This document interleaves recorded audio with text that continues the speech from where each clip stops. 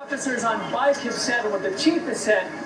is that if the groups get real hostile and they start to argue and really start to physically clash, or right before they do, they hope,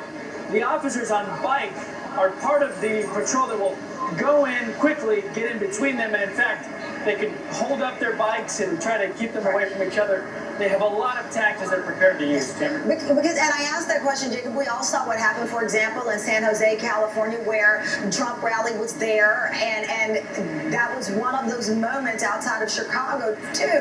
where we saw these two sides be able to get right up on each other, trapping essentially police who are prepared for these things, but nevertheless trapping them in the middle of what were awful scenes. Right, and the chief said that as well, that they've been watching the protests and Trump rallies over the months and how different departments have handled different protests in different ways and how some were successful and some, frankly, failed, and how policing has evolved in terms of protest. The police chief said, for example, that it's illegal to block the roads out here that are still open, but when protesters, if they do block the roads like we saw last night, that they're not going to go in and arrest everybody. They're going to give them that space and allow them to do that. They're always going to be within, we saw them within 20 feet yesterday,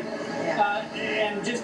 ready and aware in case they came up against any Trump supporters, which didn't happen last night, but we do expect that. Police chief says he's ready for that exact scenario. All right, thank you very much, Jacob. But we want to, of course, turn to the other major story that we are following for you. The city of Baton Rouge